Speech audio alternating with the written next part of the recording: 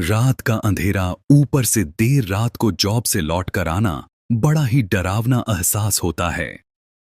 मेरा नाम विशाल है और मैं एक शॉपिंग मॉल में काम करता हूं।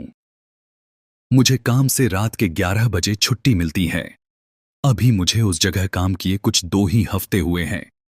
हुआ कुछ यूं कि एक दिन मैं जब अपने काम से लौटकर आ रहा था, तब मेरे साथ एक ऐसा मंजर पेश हुआ जिसे मैं आप लोगों को बताना चाहता हूं। मैं कोटा शहर के एक इलाके अनंतपुरा में रहता हूं। मैं वहां एक किराए के मकान में रह रहा था। मेरा मकान रोड किनारे से कुछ 5 मिनट अंदर जाने पर आता था। जब मैं एक दिन अपना काम खत्म करके अपने रूम की ओर आ रहा था तो मैंने सुना कि कुछ दूरी पर 4-5 कुत्ते जोरों से भौंक रहे हैं। कुत्तों का इतनी जोर से रोना भौंकना कोई आम बात नहीं होती है।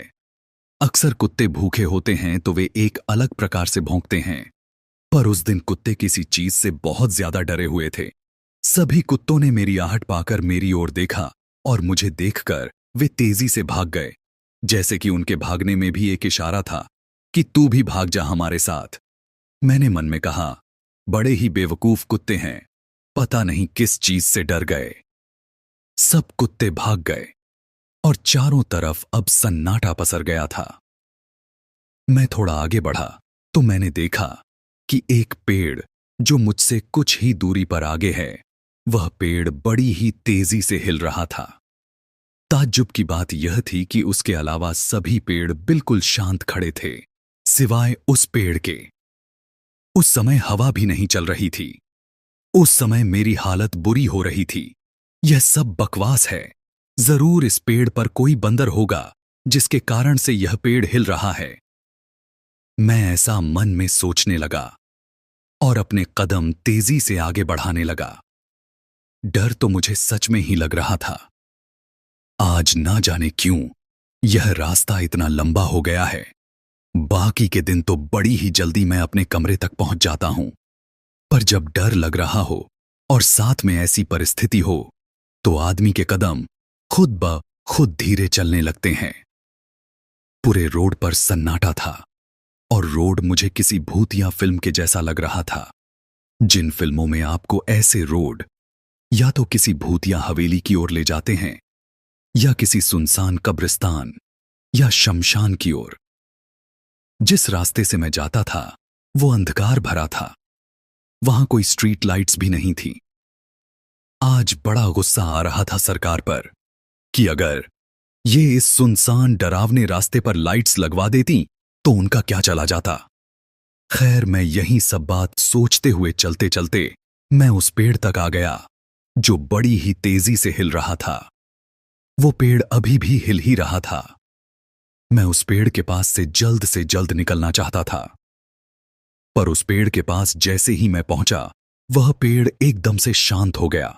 यह थोड़ा अजीब था, क्योंकि जो पेड़ अभी तक इतनी तेजी से हिल रहा था वो अब शांत हो गया। काफी अजीब है, मैंने सोचा, पर मुझे पता नहीं क्यों डर लगना बंद हो गया था और मैं चुपचाप उस जगह खड़ा होकर आसपास देखने लगा कि क्या चल रहा है। आखिर माजरा क्या है। मैंने अपने जेब से एक सिगरेट निकाली और उसे माचिस से जलाकर उसका कस्त लेने लगा। मुझे सिगरेट पीने की एक बुरी आदत थी। मुझे पता नहीं क्या हो गया जो मैं उस पेड़ के आसपास ही चक्कर काटने लगा। मेरी वो सिगरेट खत्म हो गई। मैंने जेब में हाथ डाला और दूसरी सिगरेट जलाई। अब मेरे पास केवल एक आखिरी ही सिगरेट थी जो बची थी। अब मैं सिगरेट का कस्त लेते हुए उस पेड़ के ऊपर देखने लगा कि कौन है यह जो रात में इतना शोर मचा रहा था। मैं पता नहीं क्यों उस जगह पर रुक गया था। मुझे तो अपने घर की ओर भाग जाना चाहिए था। मैं सिगरेट पीते हुए उस पेड़ के सामने लोगों के बैठने के लिए चबूतरा था जिस पर जाकर मैं बैठ गया। मैंने देखा कि उस पेड़ पर से एक आदमी उतरकर नीचे आया और ठीक मेरे पास में आकर उस चबूतरे पर बैठ गया। वो मेरी ओर ही देख रहा था।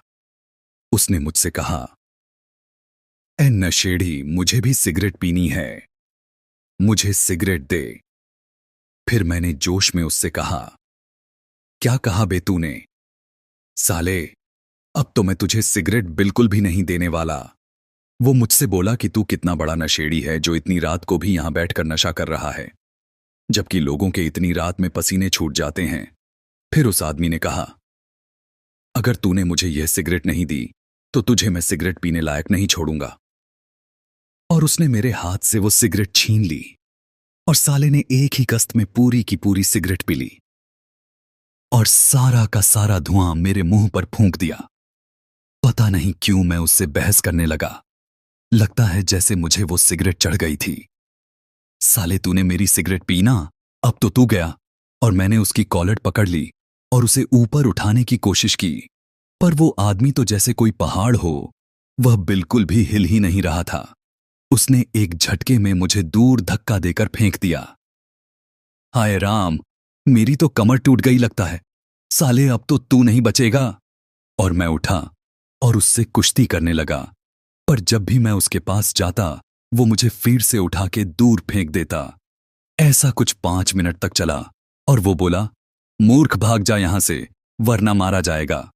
मैंने कहा, आज तो तुझे सबक सिखा के ही जाऊंगा, मेरी बेइज्जती का बदला लूंगा। उसने कहा, लगता है तू ऐसे नहीं मानेगा तुझे, तो मैं अभी बताता हूं। और वो धीरे धीरे बड़ा होने लगा और बढ़ते बढ़ते वो उस पेड़ जितना बड़ा हो गया। अब मेरा नशा उतरा। जिससे मैं अब तक लड़ रहा था वो तो कोई दैत्य है। मैंने मन में कहा, भागो यहां से। और मैं वहां से भागने लगा। भागता कहां है डरपोक, आज तुझे सबक सीखना पड़ेगा। और वो दैत्य मेरे पीछे पीछे आने लगा और थोड़ी देर बाद उसने मुझे पकड़ लिया और उसने कहा, अब मैं तुझे खाऊंगा। बहुत चर्बी चढ़ी है ना तुझे, अब तेरी अक्ल ठिकाने लाता हूं। उस समय तक मेरा सारा नशा उतर चुका था। अब मैं बस उसके मुंह का निवाला ही बनने वाला था कि तभी मैंने उससे कहा कि मुझे माफ कर दो, मैं तुम्हें नहीं पहचाना। उसने कहा, इसके लिए अब बहुत देर हो गई है, अब तो तुझे मरना ही होगा। इतना कहकर वो दैत्य जोर जोर से हंसने लगा। मैंने उससे कहा कि अगर तुम मुझे छोड़ दोगे तो मैं तुम्हें एक सिगरेट दूंगा। उसने सिगरेट का नाम सुनते ही मुझे नीचे उतार दिया और वो भी अब लगभग मेरे ही जितना हो चुका था। मेरा मतलब कि मेरे जितना बड़ा। उसने कहा, सिगरेट दे। मैंने उस सिगरेट को उसको दिया और उसने कहा, इसे जला। मैंने ठीक वैसा ही किया जैसा उसने कहा।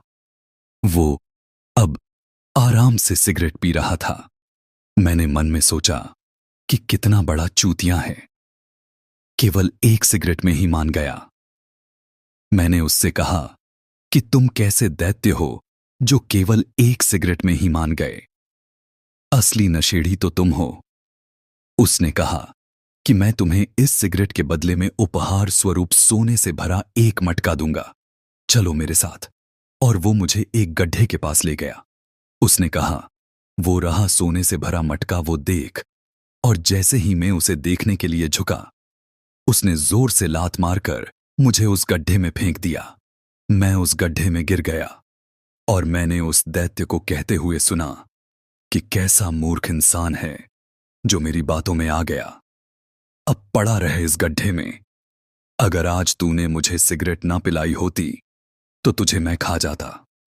और ऐसा कहकर वो गायब हो गया। सुबह जब मुझे होश आया तो मैं उस गड्ढे में पड़ा हुआ था। दोस्तों, अगर आपको हमारी ये कहानी अच्छी लगी तो प्लीज हमारे चैनल को सब्सक्राइब और वीडियो को लाइक करें। मिलते हैं अगली वीडियो में।